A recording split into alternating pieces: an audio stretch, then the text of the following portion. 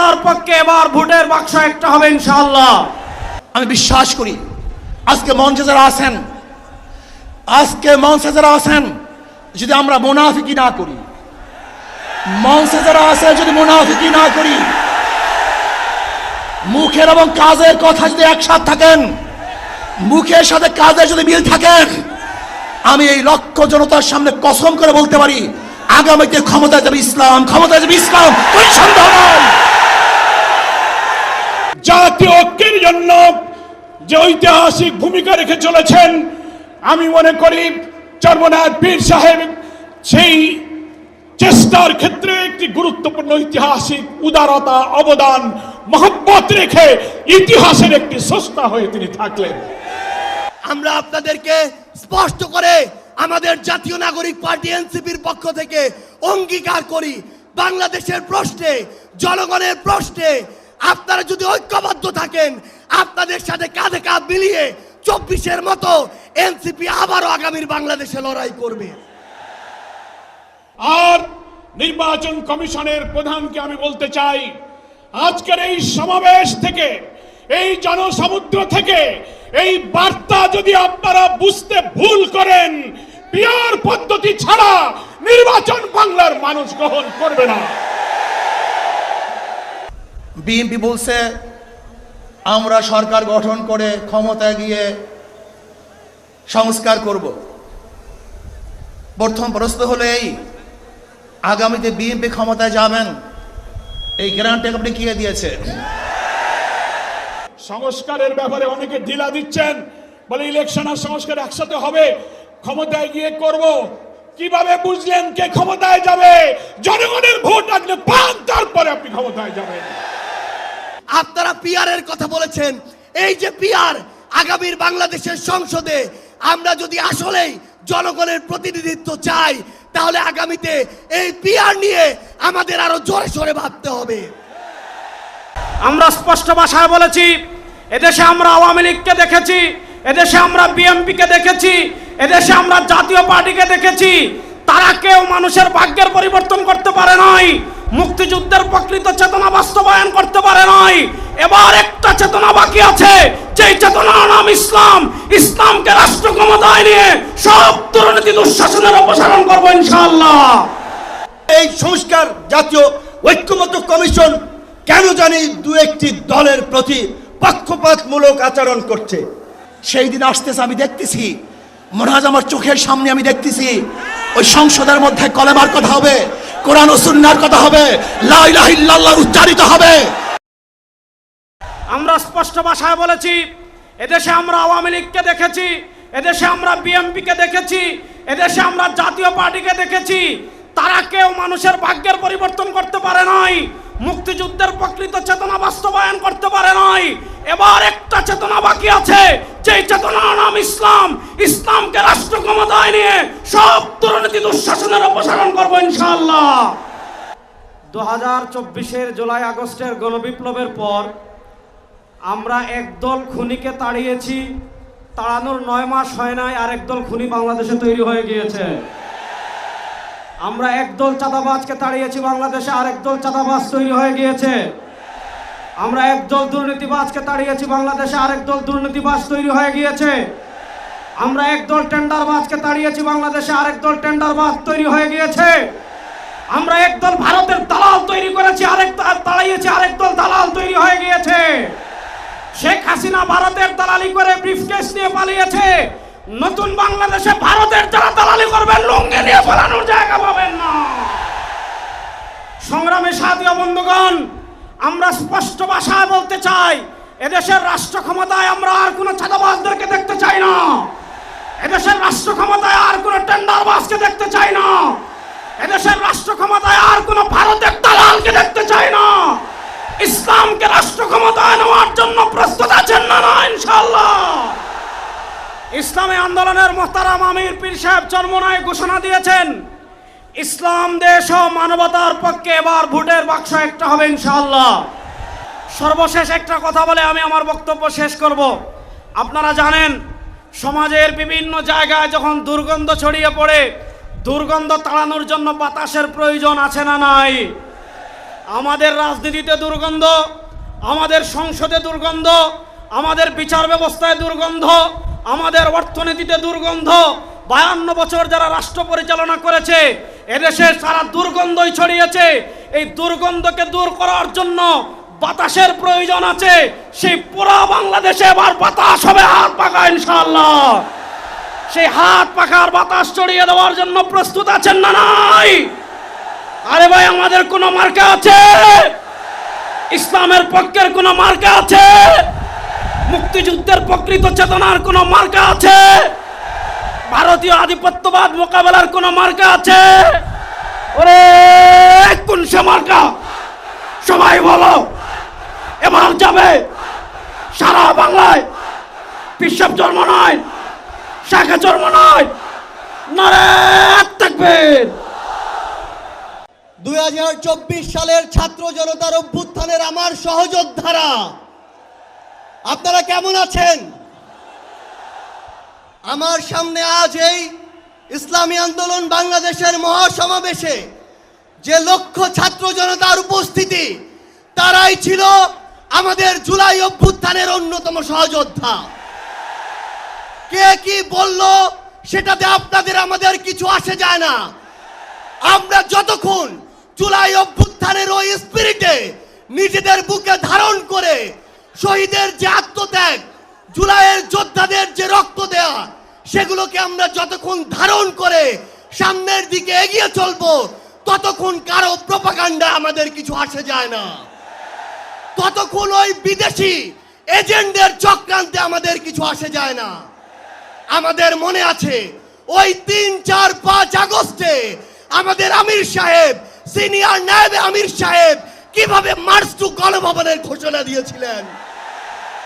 আমরা স্পষ্ট করে আপনাদেরকে একটা কথা বলি, এই 24 পরবর্তী বাংলাদেশে আমরা যারা অভ্যুত্থানের সহযোদ্ধা ছিলাম, আমরা যদি ঐক্যবদ্ধ থাকি, আগামীর বাংলাদেশে আর কোন ফ্যাসিস্ট কোন নামে কোন ব্যক্তিকে সামনে রেখে কোন দলকে সামনে রেখে এই বাংলাদেশে দাঁড়াতে পারবে না। এখন জনগণের সামনে আমাদের দৃষ্টান্ত স্থাপন করতে হবে। আমরা আমাদের কাজের মাধ্যমে প্রত্যেকটি ক্ষেত্রে যেন সেই দৃষ্টান্ত স্থাপন করতে পারি। আজকে যখন আমি আসছিলাম, রাস্তার আশেপাশের প্রত্যেকটি মোড়ে আমার ইসলামী আন্দোলন বাংলাদেশের সহযোদ্ধারা ট্রাফিকিং এর কাজ করছে। এটাই হচ্ছে দৃষ্টান্ত যে আমরা কাজ করব, আমাদের রাজনৈতিক সমাবেশ করব, একই সাথে জনগণের যেন দুর্ভোগ না হয় সেটাও আমাদের মাথায় থাকবে। আমরা এর আগেও দেখেছি এই মাঠে প্রোগ্রাম হয়েছে, প্রোগ্রাম শেষ করে মাঠের প্রত্যেকটি ময়লাকে পরিষ্কার করা হয়েছে। এটাই হচ্ছে আগামীর বাংলাদেশের দৃষ্টান্ত যে আমাদের যারা সাময়িক যদি কোনো সমস্যা হয়, আমরা আবার ঐক্যবদ্ধভাবে সেই সমস্যার সমাধান করব।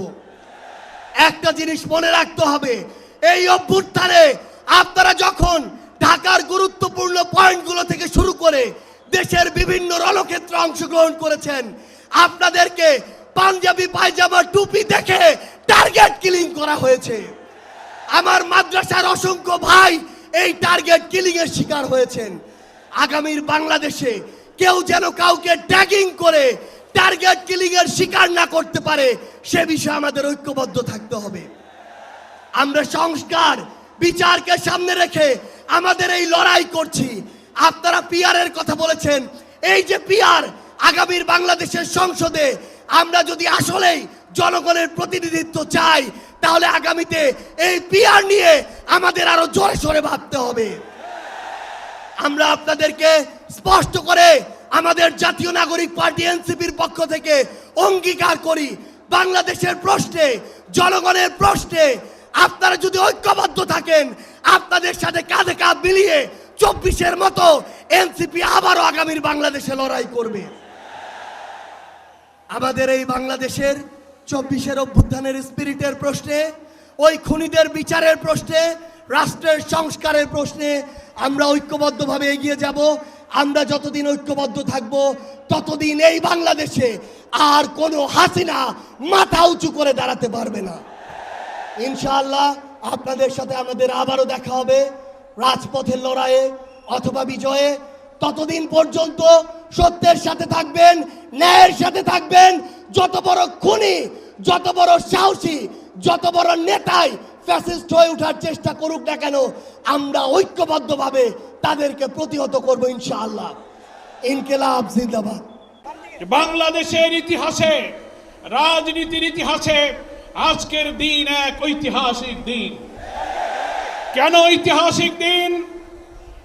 মুসলিম উম্মার নেতৃত্বদানকারী দেশপ্রেমিক সকল ইসলামী দল, ব্যক্তিত্ব, স্কলারদের মধ্যে ভিন্নমত থাকা সত্ত্বেও আজকে একটি ঐতিহাসিক ঐক্যের যে পরিবেশ এবং সম্ভাবনা দেখা দিয়েছে, সৈয়দ মোহাম্মদ রেজাউল করিমের আহ্বানে আজকের এই ঐতিহাসিক মঞ্চে যারা বসে আছেন তারাই হচ্ছে এই ঐক্যের মহাকাণ্ডারী। সংগ্রামী ভাইরা আমার, আজকে নেতৃবৃন্দের উপস্থিতি এবং পীর সাহেবের সংগ্রামী ভূমিকায় তিনি আজকে নতুন ইতিহাসের স্রষ্টা হয়ে ইতিহাসে তার নাম স্বর্ণাক্ষরে লেখা থাকবে। আপনাকে নির্বাচনের আগে যে শর্ত, মানবতা বিরোধী গণহত্যাকারীদের বিচার অবশ্যই দ্রুত দৃশ্যমান করতে হবে। দিল্লিতে বসে দিল্লির তাবেদার শেখ হাসিনা এই বাংলাদেশকে আবার উস্কানি দিয়ে ভারতের সেবাদাসে পরিণত করার ষড়যন্ত্র করছে।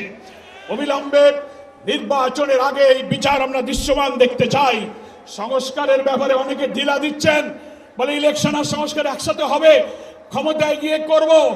কিভাবে বুঝলেন কে ক্ষমতায় যাবে? জনগণের ভোট আসলে পান, তারপরে আপনি ক্ষমতায় যাবেন।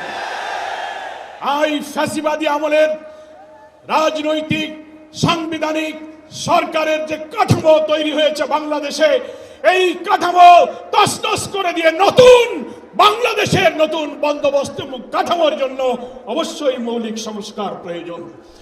এই প্রশাসনিক ব্যবস্থার মধ্যে আমরা নতুন কোন ফ্যাসিবাদ, নতুন কোন হাসিনার আমরা জন্ম দিতে চাই না। সংগ্রামী দেশবাসী, বাংলাদেশ জামাত ইসলামীর সংগ্রামী আমির ডাক্তার শফিকুর রহমান তিনি পীর সাহেব চরমনাইকে এবং আপনাদের সহ সকল দেশবাসীকে জামাত ইসলামীর পক্ষ থেকে সালাম এবং শুভেচ্ছা জানিয়েছেন।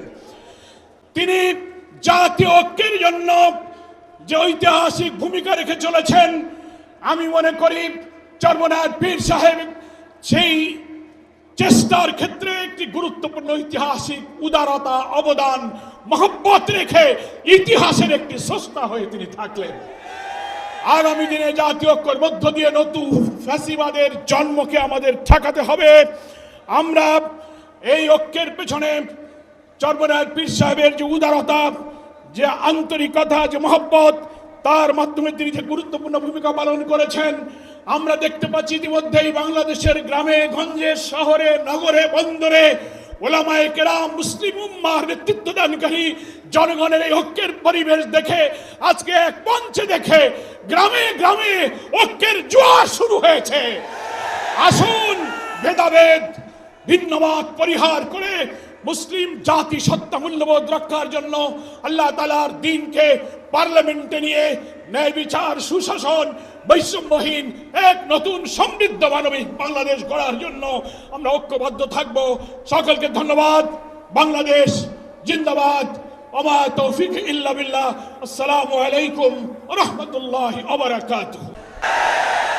আপনি কিভাবে ভেবেছেন যারা 91 থেকে 96 পর্যন্ত ফেল করার কারণে 96 ক্ষমতায় আসতে পারে নাই, আবার 2001 থেকে 2005 পর্যন্ত দেশ চালাবার কারণে 2008-এও তারা ক্ষমতায় আসতে পারে নাই। 2001-এ বিএনপি ইশতেহার ঘোষণা করেছিল, সেই ইশতেহারের মধ্যে 10%ও বিএনপি বাস্তবায়ন করতে পারে নাই।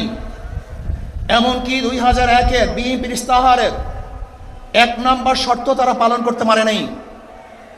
আমি বিশ্বাস করি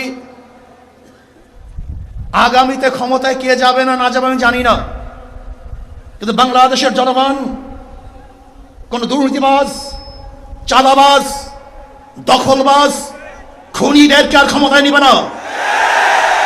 বাংলাদেশের জনগণ রক্ত দিয়েছে, জীবন দিয়েছে বাংলাদেশে চাঁদাবাজি করার জন্য নয়, খুন করার জন্য নয়, দেশকে দখল করার জন্য নয়, দুর্নীতি করার জন্য মানুষ রক্ত দেয় নাই, জীবন দেয় নাই। বাংলাদেশের মানুষ জীবন দিয়েছিল, মানুষ মুক্তি পাবে, শান্তি পাবে। আমার গরিব দুঃখী মেহনত মানুষ ক্ষুধার্ত থাকবে না। বাংলাদেশের একজন মানুষও খোলা আকাশের নিচে থাকবে না। বাংলাদেশের একজন গরিব বস্ত্রহীন থাকবে না। আমার বাংলাদেশের কোনো মানুষ গুম হবে না, খুন হবে না। বাংলাদেশের কোনো ব্যবসায়ীকে চাঁদা দিতে হবে না। বাংলাদেশের প্রত্যেক নাগরিক অধিকার বাস্তবায়ন হবে। তারা শান্তিতে বসবাস করতে পারবে, নির্বিঘ্নে ঘুমাতে পারবে। আমার মা বোনরা ইজ্জত দিয়ে রাস্তায় চলাফেরা করতে পারবে। বাংলাদেশের মসজিদ থাকবে, মাদ্রাসা থাকবে, দাড়ি থাকবে, টুপি থাকবে। দাড়ি পরে কেউ আক্রমণ করতে পারবে না, টুপিকে ছিনিয়ে কেউ নিতে পারবে না, ইসলামের বাইরে কেউ আইন পাশ করতে পারবে না। এর জন্য জীবন দিয়েছিল, রক্ত দিয়েছিল। দ্বিতীয়বার দাড়ি টানবে এই দৃশ্য দেখার জন্য মানুষ রক্ত দেয় নাই। মৌলবাদের বিরুদ্ধে আলোক আঙ্গুল তুলবে, মোল্লা বলে গালি দিবে, আজকে টুপি দাড়িওয়ালাদের ক্ষমতায় যেতে দেবে না, এই স্লোগান শোনার জন্য মানুষ রক্ত দেয় নাই। এই দৃশ্য দেখার জন্য বুকের তাজা রক্ত জমিনে ঢেলে দিয়ে মানুষ শাহাদাত বরণ করে নাই, বরং বাংলাদেশের মানুষ শাহাদাত বরণ করেছিল এই জাতিকে মুক্তি দেওয়ার জন্য, কোরআন ও সুন্নাহর আইন বাস্তবায়ন করার জন্য। বাংলাদেশের মানুষ ওই ভারতের গোলামি করার জন্য রক্ত দেয় নাই। বাংলাদেশের মানুষ ভারত আমাদের দেশে কর্তৃত্ব নেতৃত্ব করবে, আমেরিকা আমাদের দেশে কর্তৃত্ব নেতৃত্ব করবে, এর জন্য বাংলাদেশের মানুষ জীবন দেয় না, রক্ত দেয় নাই। বাংলাদেশের মানুষ সাধারণ, তারা নিজেরা আইন প্রণয়ন করবে, নিজেরা সংসদ পরিচালিত করবে, তারা নিজেদের পায়ে দাঁড়াবে। বাংলাদেশের মানুষ জীবন দিতে পারে, কিন্তু কারো গোলামি করতে পারে না। প্রিয় ভাইয়েরা আমার, আমি বিশ্বাস করি আজকে মঞ্চে যারা আছেন, যদি আমরা মুনাফিকি না করি, মঞ্চে যারা আছে যদি মুনাফিকি না করি, মুখের এবং কাজের কথা যদি একসাথে থাকেন, মুখের সাথে কাজের যদি মিল থাকেন, আমি এই লক্ষ জনতার সামনে কসম করে বলতে পারি আগামীতে ক্ষমতায় যাবে ইসলাম, ক্ষমতায় যাবে ইসলাম, কোনো সন্দেহ নাই।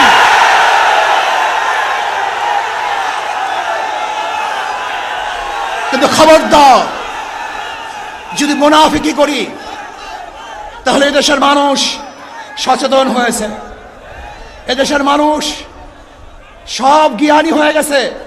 বিশ্বাস করবেন না, একজন রিক্সাওয়ালা, ঠেলাওয়ালা, কুলি মজদুরের বক্তব্য শুনলে আমরা আশ্চর্য হয়ে যাই বাংলাদেশের মানুষ কত সচেতন, তারা কত সচেতন হয়েছে।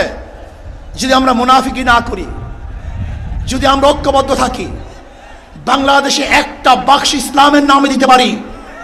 যেরকম আমেরিকা এবং ওই জারজ ইসরায়েল ইরানের আক্রমণকারী ভেবেছিল মুহূর্তের মধ্যে নিশ্চিহ্ন করে দিবে, কিন্তু আক্রমণ করার পরে দেখেছে ইরানের গুহার থেকে কোথার থেকে বোম মিসাইল চলে আসছে। আমেরিকা এবং ইসরায়েল যেরকম অনুভব করতে পারে নাই, বাংলাদেশের বুকে যদি একটা বাক্স দেওয়া হয়, বাংলাদেশের ঘরের থেকে এমন মিসাইল বের হবে, এমন বোমা বের হবে, গোটা বাংলাদেশ থেকে, গোটা দুনিয়া থেকে ইসলামের দুশমনদেরকে ধ্বংস করে ফেলবে ইনশাআল্লাহ। ঐক্য হন, মুনাফিকি করবেন না, একসাথ হন, ঐক্যবদ্ধ হন। এইটা আমার মেসেজ থাকবে। যদি ঐক্যবদ্ধভাবে ক্ষমতার লোভকে সংবরণ করে আমি ক্ষমতায় যেতে চাই না, ইসলামকে ক্ষমতায় নিতে চাই। আমি ক্ষমতায় যাইতে চাই না, কোরআন ও সুন্নাহকে ক্ষমতায় নিতে চাই। যদি আদর্শ লালন করেন, এই নীতি আদর্শ যদি গ্রহণ করেন, ইনশাআল্লাহ নাসরুম মিনাল্লাহি ফাতহুন করিব, অবশ্যই সাবিরিন। সেই দিন আসতেছে, আমি দেখতেছি, মনে হয় আমার চোখের সামনে আমি দেখতেছি ওই সংসদের মধ্যে কলেমার কথা হবে, কোরআন ও সুন্নাহর কথা হবে, লা ইলাহা ইল্লাল্লাহ উচ্চারিত হবে। গোটা বাংলাদেশের মানুষ শান্তিতে বসবাস করতে পারবে, জুলুম থাকবে না, অত্যাচার থাকবে না, অবিচার থাকবে না। প্রত্যেকটা মানুষের প্রাপ্তি তাদের ঘরে ঘরে পৌঁছানো হবে। আজকে আমার মা বোনেরা মনে করছে ইসলাম ক্ষমতায় আসলে আমাদের অবস্থাটা কি হবে। ইসলাম ক্ষমতা আসলে প্রত্যেকটা মা বোনের ন্যায্য অধিকারকে প্রতিষ্ঠিত করা হবে। ইসলাম ক্ষমতা আসলে আগামী 5-10 বছরের মধ্যে সমস্ত গরিবরা দরিদ্র সীমার উপরে চলে যাবে। ইসলাম ক্ষমতা আসলে 28 লক্ষ কোটি টাকা বিদেশে পাচার হবে না, দুর্নীতি থাকবে না, জুলুম থাকবে না, অত্যাচার থাকবে না, নির্বিচার কোনো মানুষ আর খুন হবে না, গুম হবে না। ইসলাম ক্ষমতা আসলে শ্রমিকদেরকে তাদের অধিকার আদায়ের জন্য রাস্তায় নামার কোনো প্রয়োজন হবে না। ইসলাম ক্ষমতা আসলে কৃষক, শ্রমিক, মজদুররা তাদের অধিকারকে প্রতিষ্ঠিত করার জন্য ইসলামী সরকার তাদেরকে নিয়ে কমিটি গঠন করে তাদের প্রাপ্তি তাদের কাছে পৌঁছায় দেবে। আসুন ইসলামী হুকুমাত কায়েম করার জন্য আমরা চেষ্টা করব।